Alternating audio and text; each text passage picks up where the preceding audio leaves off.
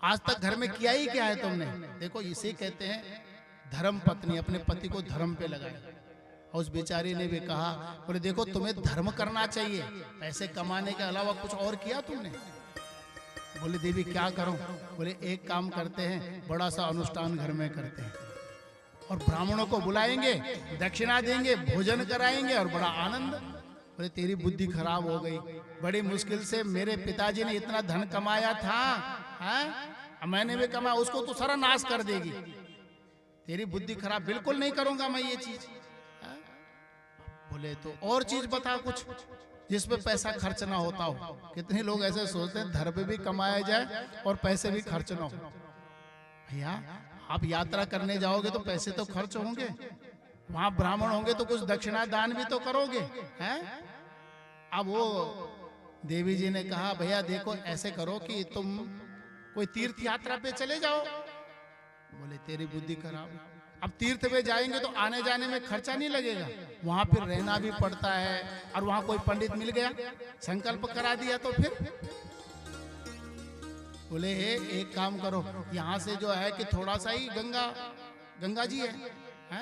अब वहां चले जाओ, ज्यादा पैसा खर्च नहीं होगा। बोले हाँ ये बात तेरी ठीक है, गंगा जी नहाऊंगा और नहाने में कुछ करना पड़ेगा, पुण्य भी मिल जाएगा और जाऊंगा पैदल, है? अब पैसा भी खर्च गाड़ी का नहीं लगेगा। वो भी बहुत कंजूस व्यक्ति है।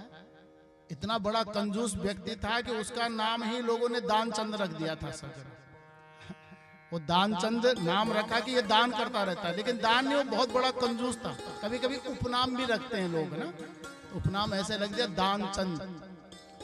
दानचंद ने सोचा कि चलो अब गंगा जी में नहाना जाए, पैदल पैदल चला गया। बोले ऐसी जगह नहाऊंगा कि जहाँ पंडे ब्राह्मण कोई ना मिले। अब हरिद्वार में जाने लग गया तो बोले जो है किसी घाट में जाऊंगा तो वहाँ सभी घाटों पे कोई ना कोई पंडित मिलेगा। अब नहाने से पहले वो संकल्प करवा देगा कि गंगा की पूजा करो, ये दान करो, भोजन दान करो, वस्त्र दान करो, अन्न दान करो, और तो मेरे तो बड़ा पैसा खत्म हो जाएगा। वो किसी घाट में नहीं गया सजन, वो चला गया मुर्दा घाट। वहां कोई ब्राह्मण नहीं मिलेगा, सीधे मुर्दा घाट पे गया और भगवान ने देखा कि भैया भक्त तो बहुत देखे लेकिन ऐसे विचित्र कंजूस मैंने कोई नहीं देखा। कंजूस तो बहुत देखे लेकिन इतना मक्खी चूस कोई नहीं देखा। तो भगवान ने भी कहा कि चलो इसकी परीक्षा लेते हैं, कहाँ है? अब वो जो है सज्जनों जैसे ही मुर्दा घाट पे गया, बोले यहाँ कोई नहीं, यहाँ ठीक है, उधर मुर्दे हैं, इधर कोई है ही नहीं, कौन रहेगा वहां? भगवान पंडे के रूप में आ गए। अब पंडे के रूप में जैसे उसने एक डुबकी मारी और डुबकी मार करके यूं 2-3 डुबकी मार करके जैसे बाहर आने लग गया, तब तक भगवान ब्राह्मण के रूप में आए थे। बोले जजमान की जय हो। बोले अच्छा यहाँ भी आ गए तुम, हैं?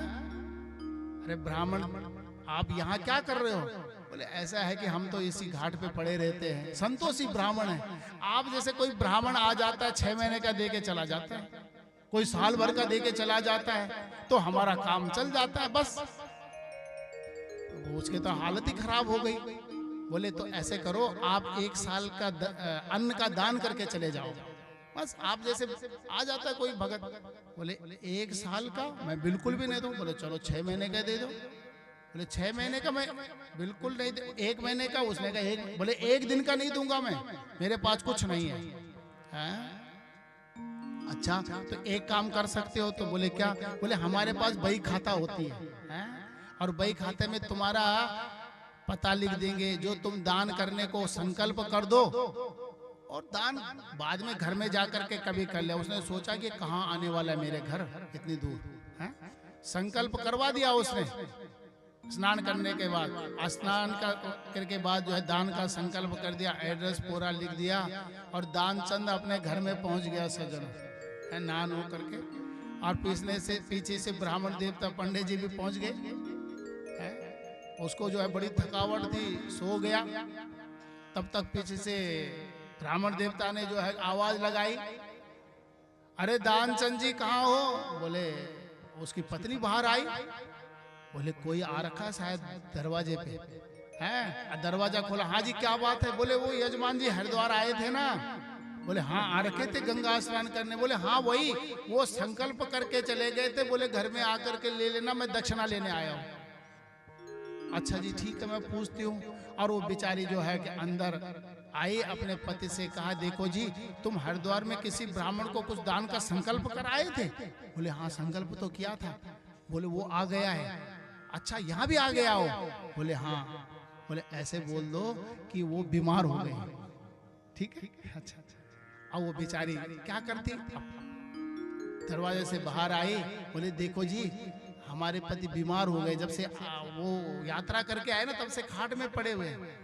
बोले तो ये बड़ी दुख की बात है, हमारा यजमान यात्रा करके आया, अब बेचारा बीमार हो गया, अब तो जब तक ठीक नहीं होगा ना देवी हम तुम्हारे घर में उनके लिए जब तक करते रहेंगे, पूजा करेंगे। हाँ? अब दरवाजा खोलो फटाफट। और ब्राह्मण देवता बिना बुलाए अंदर, अब कौन रोकेगा ब्राह्मण को? है डर भी लगता है कि भाई ब्राह्मण देवता है, चलो अंदर बिठा दिया। बोला बोल दिया चला गया। बोले चला क्या गया? वो बोलता जब तक ठीक नहीं होंगे तब तक मैं जाऊंगा भी नहीं। बोले अच्छा वो भीतर बैठ गया? बोले हाँ। बोले एक काम करो, ऐसे बोल दो कि थोड़ी देर में जाना और वहां जाना, बोलता कि वो मर गए। अब वो बेचारी आई, रोने लगे, नाटक करने लगे। बोले वो तो चले गए, उनका शरीर पूरा हो गया, मर गए। बोले हैं? बोले अब तो मेरे यजमान का जब तक पूरा क्रियाकर्म नहीं होगा तब तक हम जाने वाले नहीं हैं। है? अब सज्जनों जब इस प्रकार से उसने कहा, बोले देखो तुम्हें तो बहुत दुख हो रहा होगा, हम ही सारे गांव में कह के आ जाते हैं। अब वो ब्राह्मण देवता सारे गांव में आ गए। बोले दान चंद जी पूरे हो गए हैं, सभी लोगों की भीड़ लग गई। और वो भी ऐसे था कि बोले ऐसे करना कि मैं सांस रोक के खड़ा रहूंगा और तुम कहना कि मर गए। हाँ? अब वो हर कोई हाथ लगाए तो सांस रोक करके बिल्कुल वैसे ही है। तो तभी सभी लोगों ने उनको ले जाने की तैयारी कर दी। भगवान ने कहा देखो अभी भी ये जो है ना बिल्कुल उठ नहीं रहा है, भगवान सब जानते हैं सज्जनों। तैयारी हो गई, शमशान घाट तक ले गए, वहां पे भी रख दिया। भगवान ने कहा भैया अब तो ये बेचारा जो है चला जाएगा, क्या करें? भगवान ने कहा भाई देखो हो सकता है कि दानचंद जी ठीक हो जाए, एक मंत्र बोलना चाहता हूं इनके कान में। बोले क्या मंत्र है? बोले आया हूं बैकुंठ से, आया हूं बैकुंठ से, तुमसे नाता जोड़। अरे मैं नारायण हूं, तुमसे प्रेम हो गया इसलिए मैं बैकुंठ से आया हूं। है? अब उसने कहा शायद भगवान नारायण आ गए। आंखें खोले उसने, वहां से थोड़ा सा आंखें खोली और देखा, बोले झूठ बोल रहा है ये तो वही ब्राह्मण है। फिर आंखें बंद कर दी उसने। बोले देखो ये देखो अभी भी आंखें खोली और बंद कर दी इसने। फिर बोला भगवान ने आया हूं बैकुंठ से, तुमसे नाता जोड़, मांग ले हूं वरदान कछु। अरे तू मेरे को दान नहीं दे रहा, तू ही मांग ले। हाँ? अगर तू दे नहीं सकता तो मेरे से ही मांग ले। बोले कुछ नहीं चाहिए। बोले ढेला दे हूं छोड़, जो दक्षिणा की मैं कह के गया था ना उसी को छोड़ दो बस।